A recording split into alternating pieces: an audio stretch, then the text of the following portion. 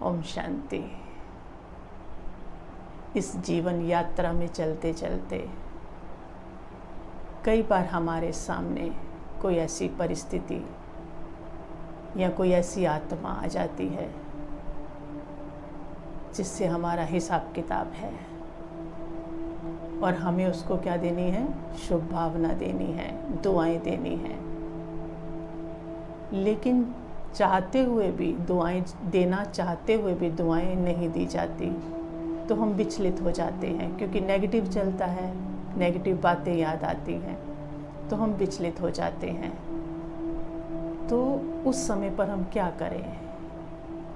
तो आज इसी बात पर हम चिंतन करेंगे थोड़ा सा कि कोई दोषी है जिसे हम दोषी समझते हैं, उसे दुआएं कैसे दें या शुभ भावनाएं कैसे दें जबकि दी नहीं जा रही हैं। तो उसके लिए हम पहले कुछ बातों को बुद्धि में रिवाइज करेंगे, जो ब्राह्मणों को तो पता है लेकिन हम भूल जाते हैं। कुछ बातों को हम रिवाइज करेंगे और फिर इसका निवारण देखेंगे क्या है, क्योंकि सच्चाई सामने आने से, बातों की स्मृति आने से सच्चाई क्या है तो वो बात हल्की हो जाती है।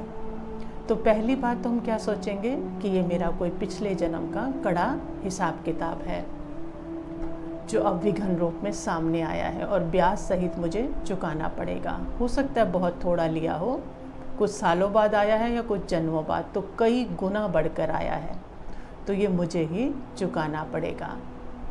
और दूसरी बात, हम ये सोचें कि हर कोई अपने नज़रिए से क्या है, सही है, क्योंकि जो भी कोई कुछ करता है तो अपने नज़रिए से तो वो क्या होता है, सही। हमारे नज़रिए से वो सही नहीं हो सकता, लेकिन अपने नज़रिए से सही है। आप देखिए, एक आतंकवादी भी है, अगर विस्फोट करता है, बम फेंकता है, तो वो 100% कन्विंस है ना कि वो सही कर रहा है, तभी तो वो कर रहा है, तो उसके लिए तो वो गलत नहीं है।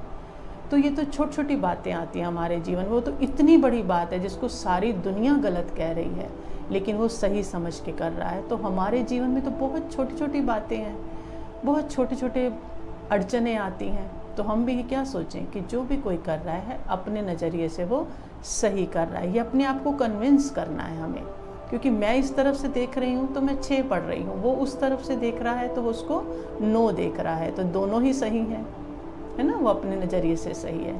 तो मन को क्या मिलेगी, थोड़ी राहत मिलेगी।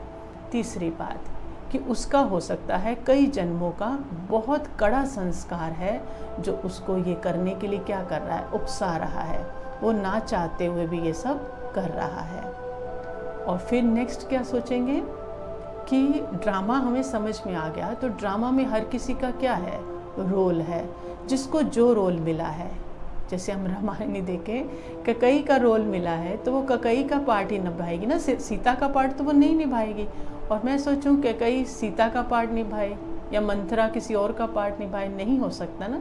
क्या मैं पार्ट चेंज करूंगी उसके साथ? नहीं कर सकती ना।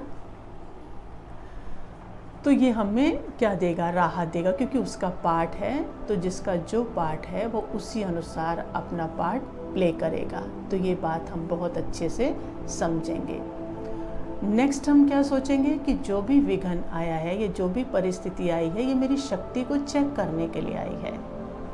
क्योंकि अगर कोई तंग कर रहा है या मुझे नेगेटिव दे रहा है या मेरे रास्ते में अड़चन डाल रहा है, तो वो मेरी शक्ति को, मेरी सहन शक्ति को, समाने की शक्ति को या सामना करने की शक्ति को, कोई भी शक्ति जो मैं सोच रही हूँ मेरे में आ चुकी है, धैर्यता नहीं आ चुकी है, लेकिन वो सिचुएशन मेरी शक्ति को क्या कर रही है, चेक कर रही है।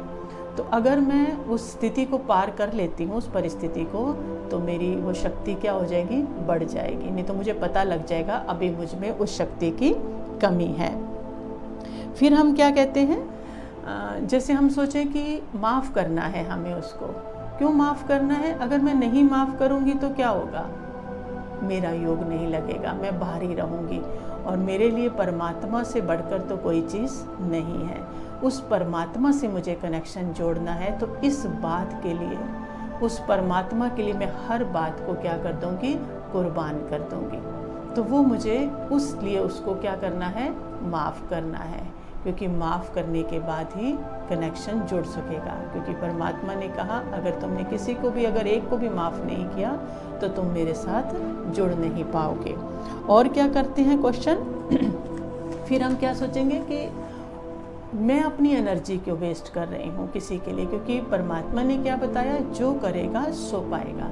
क्योंकि मुझे दिखावे का फल नहीं मिलना, मेरी अंदर से वृत्ति कैसी है, दूसरों को कर्म कैसे दिख रहे हैं वो अलग बात है, लेकिन मेरी वृत्ति और भावना कैसी है, मुझे उसका भाड़ा मिलना है। मुझे दूसरे के कहने से मेरे कर्मों पर कोई फर्क नहीं पड़ेगा। जैसे कहते हैं ना, कबीरा तेरी झोपड़ी कलकटियन के पास, जो करेंगे सो पाएंगे, तू क्यों भयो उदास। तो मुझे अपनी भावना को, अपनी वृत्ति को चेक करना है, तो हमें उसको क्या देनी है, शुभ भावना। फिर हम क्या सोचेंगे, वो आत्मा क्या है, क्योंकि बहुत ज़्यादा नेगेटिव है या बहुत ज़्यादा अड़चन डाल रही है। लौकिक परिवार में भी ऐसा होता है ना कि कोई आत्मा बहुत परेशान करती है, तो हम क्या सोचेंगे, वो बहुत बीमार है, क्योंकि जो दुख दे रहा है वो पहले बहुत दुखी हो रहा है, तभी वो किसी को दुख दे रहा है। तो हम क्या सोचेंगे, मन को क्या समझाएंगे कि वो बहुत बीमार है, और बीमार को क्या किया जाता है, नेगेटिव हम भी देते जाएंगे, तो मतलब उसको क्या करना, उसको और इन्फेक्शन वाला खाना देते जाना। तो उसको क्या ज़रूरत है, इन्फेक्शन वाला खाना तो नहीं देना ना, वो तो ज़्यादा बीमार है।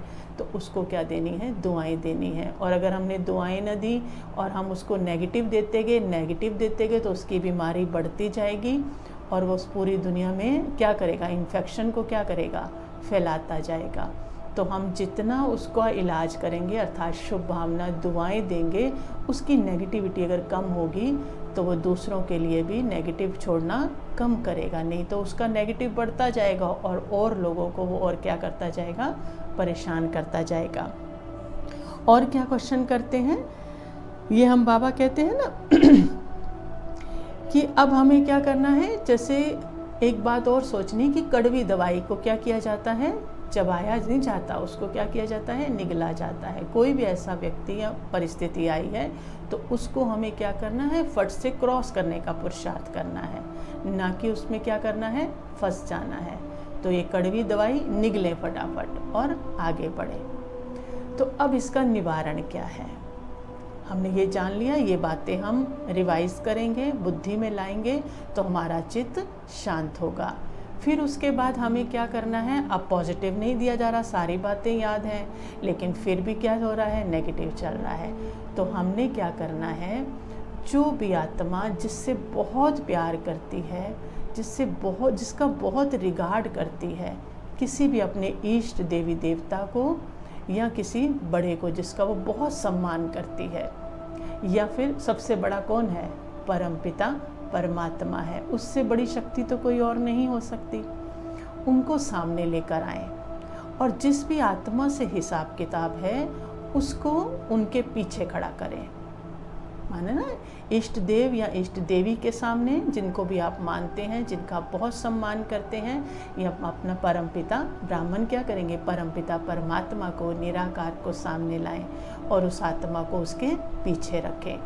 तो आप जिससे बहुत स्नेह करते हैं, तो आपकी स्नेह की तरंगे किसकी तरफ जाएंगी, परमात्मा की तरफ जाएंगी। आप उनको प्यार से देखेंगे तो आपकी प्यार की वाइब्रेशन इष्ट देव या देवी की तरफ या परमात्मा की तरफ, किसी को भी, जिसको भी आप सामने ला सकते हैं, तो जाएगी। तो उनसे मेरी पावर इतनी नहीं है कि उस नेगेटिव को काट सकें हम, क्योंकि हमारी पावर तो एक है ना, क्योंकि हम नेगेटिव ले भी रहे हैं, आत्मा में शायद इतनी पावर ना हो। लेकिन जब हम अपने इष्ट को या परमात्मा को सामने देखते हुए स्नेह की तरंगे देंगे, तो वो स्नेह की तरंगे परमात्मा से टकराएंगी और परमात्मा से फिर उस आत्मा को जाएंगी। तो वो स्नेह की तरंगे, पॉजिटिव तरंगे, दुआएं क्या हो जाएंगी, कई गुना बढ़ जाएंगी, कई गुना बढ़ जाएंगी। तो हमारा वो जो नेगेटिव का प्रभाव है वो धीरे धीरे क्या होने लगेगा, ख़त्म होने लगेगा। क्योंकि परमात्मा की या देवी देवता की उसमें क्या जुड़ गई, एनर्जी जुड़ गई, तो उसकी शक्ति क्या हो गई, बहुत बढ़ गई। तो धीरे धीरे हमारा वो जो चक्र है हिसाब किताब का, वो टूटने लगेगा, ख़त्म होने लगेगा। और इसकी निशानी क्या है कि हमारे संकल्प चलने उसके प्रति बंद हो जाएंगे, नेगेटिव हमारा चलना बंद हो जाएगा, हम हल्के हो जाएंगे क्योंकि हमने क्या कर दिया, पॉजिटिव। तो हम हल्के हो जाएंगे। कई बार हम सोचे कि उस तरह से नेगेटिव आना बंद नहीं हो रहा, या आत्मा ठीक नहीं हो रही, तो हमने क्या सोचना है, हम क्या समझे कि हमें अपना हिसाब किताब चुकतो करना है। तो हम हल्के हो गए, तो हमने अपना हिसाब किताब चुकतो कर दिया, हमारे संकल्प चलने बंद हो जाएंगे। तो उस आत्मा को शुभ भावना देनी है कि उसका हिसाब किताब भी क्या हो, चुकतो हो, क्योंकि हमारे अंदर पावर आ जाएगी फिर, क्योंकि हम हल्के हो गए ना, हमारे संकल्प नेगेटिव चलने बंद हो गए, तो हम उसको पॉजिटिव दे पाएंगे। फिर वो जो करे वो उसका अपना कर्म है, कि वो हिसाब किताब बना रही है या चुकतो कर रही है, वो उसका अपना कर्म है, फिर हम उसके लिए डिस्टर्ब ना हो, ठीक है ना, क्योंकि हम तो अपना हिसाब किताब चुकतो कर चुके। हल्कापन महसूस हो रहा है, संकल्प नेगेटिव नहीं चल रहे, तो हिसाब किताब चुकतो हो रहा है। बाकी वो आत्मा का अपना हिसाब किताब, परमात्मा उसको शक्ति दे और उसका हिसाब किताब भी चुकतो हो। तो ऐसे हम अपनी शुभ भावनाएं आत्माओं को, कहीं भी छोटा सा भी हिसाब किताब आए, तो हमें अपनी एनर्जी को इस तरह से लगाकर उसके साथ अपने हिसाब किताब को चुकतो करना। कुछ बातों को याद करके, चिंतन करके, फिर परमात्मा की याद से उस आत्मा को उसके पीछे करके, और कई गुना पॉजिटिव एनर्जी देकर हम अपने हिसाब किताब को ख़त्म कर पाएंगे।